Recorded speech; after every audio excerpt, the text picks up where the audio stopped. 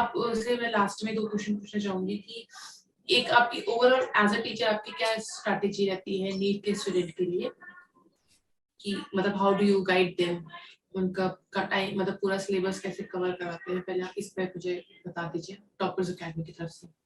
मैं एक्चुअली मैंने बताया था कि मैंने ऑलमोस्ट सारा आंसर मैंने बीच में ही दिया हुआ है, बट मैं फिर से इसको बता देता हूँ कि जब हम चैप्टर को पढ़ाते हैं by we follow a particular pattern, हमने एक पूरा प्लान बना रखा है कि लेक्चर कैसे प्रोसीड करता है। We have a micro schedule of the lecture. अब उस पे हम असाइनमेंट्स देते हैं और कोशिश करते हैं कि बच्चे स्टूडेंट जो भी है ना, उस चैप्टर को जब वो पढ़ रहे हैं उसी में इतना अच्छा वो कॉन्सेप्ट डेवलप कर ले कि जो कंफ्यूजन की बात मैं कर रहा था या डेटा मैम खत्म कर हो रही गया। थी। Okay, Oh, so sorry. it's okay. So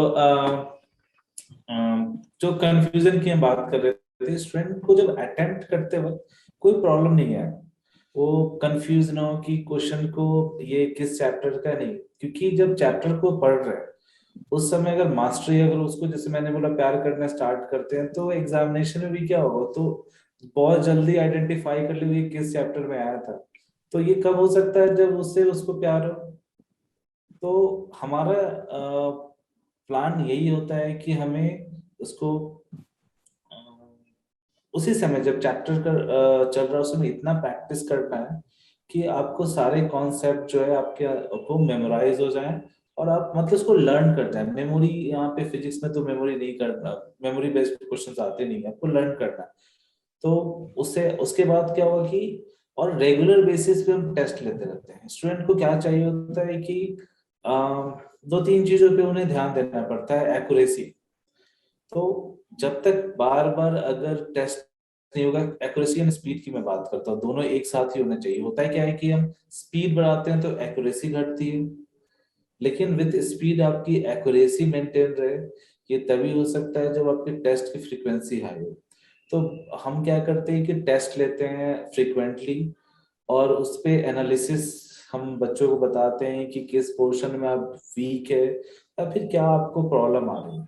फिर हर एक स्टूडेंट को यही करना होता है कि टेस्ट टेस्ट एनालिसिस एंड फिर हमें क्या करना है, रिवाइज करना है। तो हम फिर रिवीजन का भी पैटर्न उनके लिए हम फिर उन्हें बताते हैं किस तरह से आपको रिवाइज करना है।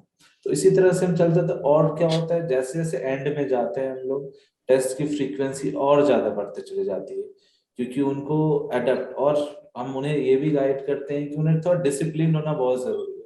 डिसिप्लिन इन द सेंस, जो मैंने सोने का पैटर्न बोला, sleeping pattern is very important. जिस टाइम पे आप टेस्ट लिख रहे हो, लाइक आजकल 2 से 5 नीट की एग्जामिनेशन होती है, तो 2 से 5 में तो आपका ब्रेन हाइपर एक्टिव होना चाहिए। वो तब होगा जब आपको उस टाइम पे टेस्ट लिखने का आदत होगा।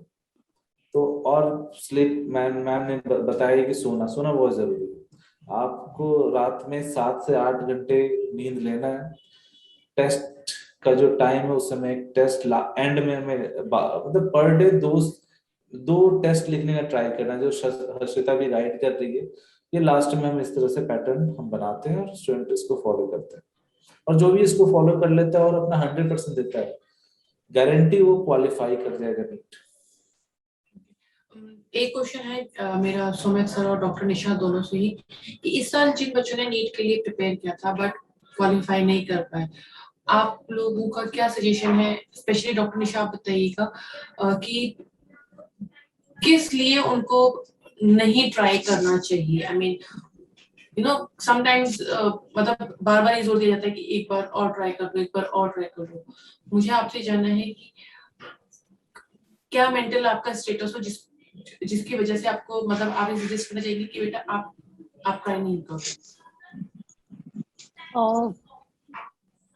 अगर आपने बहुत सारे अटेम्प्ट दे चुके हैं, मतलब अगर आप 2 या 3 बार हो चुका है आपको अगर खुद में फील होता है आपने कुछ गलती की है और उसको अगर आप ठीक कर दोगे तो आपका हो जाएगा, and you are ready to do that, आपको वो पता चल गया है या आप पता करना चाहते हो और आप लिटरली ये करना चाहते हो, तो ऐसे एक बार और, मैक्सिमम एक बार और, लेकिन अगर किसी का मतलब 3-4 हो चुका है और उनको खुद में लग रहा है, उनको नहीं पता चल रहा है क्यों नहीं हो रहा है, और यू आर नॉट इंटरेस्टेड, आप बस इसलिए कर रहे हो क्योंकि बाकी फ्रेंड्स कर रहे हैं और पेरेंट्स इतना ऐसा कह रहे हैं, तो फिर आप छोड़ दो। बहुत कुछ है करने के लिए, आप एक बार कुछ और एक्सप्लोर करना शुरू करोगे तो बहुत सारे ऑप्शंस मिलेंगे, ठीक है। और ऐसा नहीं है कि आप एक बार चले गए तो आपकी लाइफ सेट है, ऐसा बिल्कुल नहीं है। तो अगर आप करना चाहते हो, आपका इंटरेस्ट है, आप किसी वजह से अगर मान लो किसी की तबीयत खराब हो गई या एग्जाम के डे कुछ ऐसा हो गया या कुछ और मतलब ऐसी चीजें हो गई जो मतलब जिसके लिए वो प्रिपेयर्ड नहीं था और इसकी वजह से नहीं हुआ, तो he can try once more. अगर 3 बार तक का अटेम्प्ट है, बहुत ज्यादा होता है 3 साल, बट अगर वो करना चाहता है, go for it. If you literally want to do it, like literally want to do it, कि हाँ इसके अलावा कुछ और नहीं करना, बट बी रेडी कि अगर नहीं होगा तो you are ready for other things also. ऐसा नहीं होना चाहिए कि बार बार दे रहे हैं दे रहे हैं दे रहे हैं, क्योंकि जैसे जैसे नंबर ऑफ अटेम्प्ट बढ़ता है ना, यू फील फ्रस्ट्रेटेड इनसाइड, ठीक है। तो ये नहीं होना चाहिए, मतलब 3 तो मैंने बहुत ज्यादा ही बोल दिया है आई गेस। 3 से ज्यादा अटेम्प्ट तो नहीं होना चाहिए किसी का भी, बिकॉज और अगर आपको लगता है आपका इंटरेस्ट नहीं है उसमें, आप बस ऐसे ही पढ़ रहे हो, तो फिर तो आप छोड़ ही दो। मतलब फिर I am clearly saying that don't go for it, because it will take at least 10 years of your life. Be ready for this कि आपको अगले 10 साल और पढ़ना है। So if you're ready, go for it, and if not ready, drop it right now. There are various other options जहाँ पे आप अपना करियर सेट कर सकते हो और you can have a very good life.